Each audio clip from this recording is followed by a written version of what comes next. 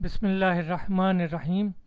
آج کے سبق میں ہم مرکب اضافی کے قواعد کی روح سے یہ بنی اسرائیل اور ابو لہب اس طرح کے کمپاؤنڈ کس طرح بنتے ہیں اور ان کی ترکیب کیا ہوتی ہے۔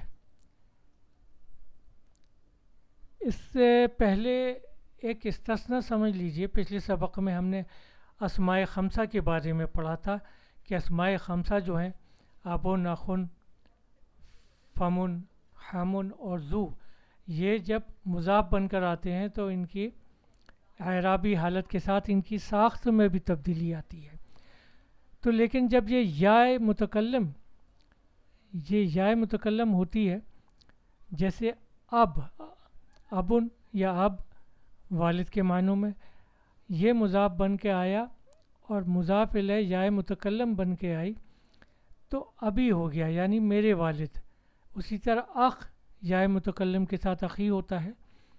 تو اگر یا متکلم کے ساتھ یہ مضاف بن کر آئیں گے جب اسماء خمسہ، تو ان کی تینوں اعرابی حالت، چاہے وہ پیش کی ہو، زبر کی ہو یا زیر کی ہو، وہ ایک ہی ہوگی۔ ابھی تینوں حالتوں میں ابھی ہی رہے گا، چاہے وہ پیش ہو، زبر ہو یا زیر کی اعرابی حالت ہو۔ اسی طرح اخی بھی تینوں اعرابی حالت میں ایک ہوگا۔ اب دیکھیں بنی اسرائیل کیسے بنتا ہے۔ بنی آدم بھی ہوتا، آپ دیکھیں گے، بنو آدم بھی دیکھیں گے، بنی اسرائیل بھی دیکھیں گے اور بنو اسرائیل بھی دیکھیں گے، اسی طرح بنو امیہ بھی دیکھیں گے۔ یہ بنتا اس طرح ہے کہ ابن، بیٹے کو کہا جاتا ہے ابن، اس کا مثنیٰ ہوتا ہے ابنان، یعنی دو بیٹے یا دونوں بیٹے۔ اس کی جمع سالم ہے بنون، اور ایک جمع مکسر بھی ہے اس کی الابناء یا ابناؤ۔ اچھا، بنون اور ابناؤ یہ حالت رفع یعنی پیش والی حالت کی صورت ہے۔ اسی طرح ابنان یہ مثنیٰ کی پیش والی صورت کی حالت ہے۔ اب زبر اور زیر کی حالت میں بنون جو ہے وہ بنین ہوگا، جیسے مسلم سے مسلمین ہوا تھا، حالت زبر میں بھی اور زیر میں بھی یہ ہوگا بنین۔ اچھا، بنون آدم یہ مضاف الیہ بنا۔ ہم پہلے پڑھ چکے ہیں کہ جب کوئی اسم جمع سالم اور مثنیٰ جب مضاف بن کر آتا ہے تو اس کا نون اعرابی جو ہے وہ ڈراپ ہو جاتا ہے، وہ گر جاتا ہے۔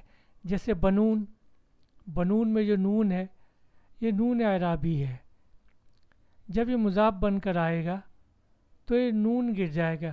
بنون آدم یہ نہیں، یہ ہو جائے گا بنو آدم، یعنی آدم کے بیٹے بنو آدم۔ اب اگر بنون یہ تو تھا پیش کی مرفوع، پیش کی اعرابی حالت میں بنو آدم، اگر یہ زبر اور زیر کی اعرابی حالت میں آئے گا تو بنون کی زبر و زیر کی اعرابی حالت ہوتی ہے بنین، اور نون اعرابی ڈراپ ہو جائے گا تو بنی آدم۔ بنی آدم اگر آپ دیکھیں تو سمجھ جائیے کہ یہ اس کی اعرابی حالت یا تو زبر ہے یا زیر، کیونکہ اس کے مضاف پر یا تو زبر ہے یا زیر ہے۔ اچھا، مضاف الیہ کا اعراب ہم پہلے پڑھ چکے ہیں کہ زیر ہی ہوتا ہے، لیکن اب یہاں آدم آپ کو زیر نظر نہیں آ رہا، اس کی وجہ بھی ہم پہلے ایک سبق میں پڑھ چکے ہیں کہ غیر منصرف اسم جو ہوتے ہیں وہ زیر قبول نہیں کرتے اور تنوین قبول نہیں کرتے۔ تو آدم جو ہے، آدم اور ابراہیم، احمد، یہ سب غیر منصرف اسم ہے، تو یہ آدمہ بھی، یہ بھی اس کی زیر کی ہی حالت ہے، جر ہے۔ اچھا، اب اگر اس کے پہلے حرف ندا استعمال ہوتا ہے یا جب حرف ندا استعمال ہوتا ہے تو ہم پہلے پڑھ چکے ہیں کہ مضاف منادہ بن کر آ رہا ہو تو اس پر اعرابی حالت زبر ہوتی ہے، اور بنی آدم کی یہ اعرابی حالت زبر کی ہے تو یا بنی آدم ہوگا، اے آدم کے بیٹو، یا بنی آدم۔ یا بنی آدم کے ساتھ جب آیا آپ سمجھ جائیے کہ یہ بنی کی اعرابی حالت زبر والی ہے یا زیر والی ہے. تو حرف ندا آیا ہے تو ظاہر ہے کہ زبر والی اس کی اعرابی حالت ہے.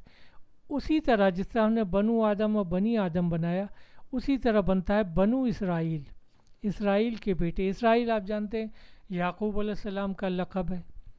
تو اسرائیل کے بیٹے یہ یہودیوں کے لیے استعمال ہوتا ہے، موسیٰ علیہ السلام کی قوم کے لیے استعمال ہوا ہے قرآن میں. تو یہ پیش کی حالت ہوئی بنو اسرائیل. اب بنون نون ڈراپ ہو گیا، نون اعرابی. اسی طرح بنین اسرائیل ہوتا ہے، نون اعرابی ڈراپ ہوا. بنی اسرائیل، یہ بنی اسرائیل اس کی زبر اور زیر کی اعرابی حالت ہے. اب اس کے پہلے جب حرف ندا یا استعمال ہوا تو یہ مضاف ہے، تو مضاف کی اعرابی حالت ہوئی زبر اور یہ ہو گیا بنی اسرائیل. یا بنی اسرائیل، اے اسرائیل کے بیٹو. اچھا یہاں بھی آپ کو زبر نظر آ رہا ہے، جبکہ مضاف الیہ کی اعرابی حالت ہمیشہ زیر ہوتی ہے. تو اس کی وجہ بھی یہی ہے کہ اسرائیل یہ غیر منصرف اسم ہے، اور غیر منصرف اسم زیر قبول نہیں کرتا اور تنوین قبول نہیں کرتا. تو اس کی زیر کی اعرابی حالت بھی اسرائیلہ ہی ہوتی ہے. اسی طرح دیکھیے ید، ہاتھ کو کہتے ہیں عربی میں ید. اس کی مثنیٰ ہوتی ہے دونوں ہاتھ یا دو ہاتھ، یدانے. یدانے نون جو ہے نون اعرابی ہے، یدانے یہ حالت مرفوع ہے، پیش کی حالت. اچھا اب یہ زبر اور زیر کی حالت یعنی نصب و جر کی حالت میں ہوگا یدین. یدین یعنی دونوں ہاتھ، اور یدانے اس کی پیش کی حالت ہے، پیش کی اعرابی حالت ہے. اب آپ کہنا چاہتے ہیں ابو لہب کے دونوں ہاتھ، تو اس کو کہا جائے گا یدان ابو لہب. لیکن یدان نون کیونکہ مضاف بن کر آ رہا ہے اور مثنیٰ ہے، نون اعرابی ڈراپ ہو گیا، یدا ابو لہب. اچھا یہاں پر ابو جو ہے یہ یدا کے لیے مضاف ہے، مضاف الیہ ہے. یدا کے لیے مضاف الیہ ہے، اور لہب کے لیے مضاف ہے. یعنی ابو جو ہے مضاف بھی ہے اور مضاف الیہ بھی ہے. یدا کے لیے مضاف الیہ ہے اور لہب کے لیے مضاف ہے. تو نون اعرابی ڈراپ ہوا یدا ابی لہب، کیونکہ مضاف الیہ بھی ہے اور مضاف الیہ کی اعرابی حالت زیر ہوتی ہے. تو ابو کی یہ اعرابی حالت پیش والی ہے، اور زیر کی اعرابی حالت ہوئی ابی، یدا ابی لہب. اب یہ کیونکہ مضاف الیہ ہے لہب، اس کے نیچے دو زیر نظر آ رہی ہیں. یدا ابی لہبن، ابو لہب کے دونوں ہاتھ.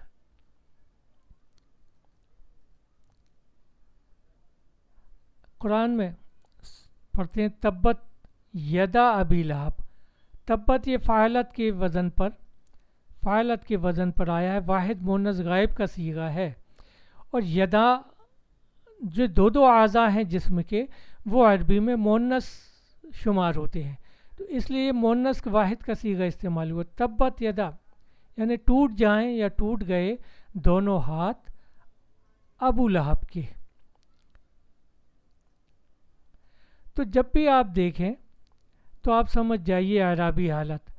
ابو آ رہا ہے، ابو تو وہ اعراب کی پیش کی اعرابی حالت ہے. ابھی آ رہا ہے تو وہ زبر اور زیر کی اعرابی حالت ہے. یہ میں نے پچھلے سبق میں ایکسرسائز دی تھی، یہ دیکھ لیجئے. حامد ایک نیک لڑکا ہے، حامد ولد صالح. اسم و ابی زاہد، اس کے والد کا نام زاہد ہے. ابو ہو طبیب، لہو اخن کبیر اسمہ راشد. انشاءاللہ اگلے سبق تک وآخر دعوانا ان الحمد للہ رب العالمین.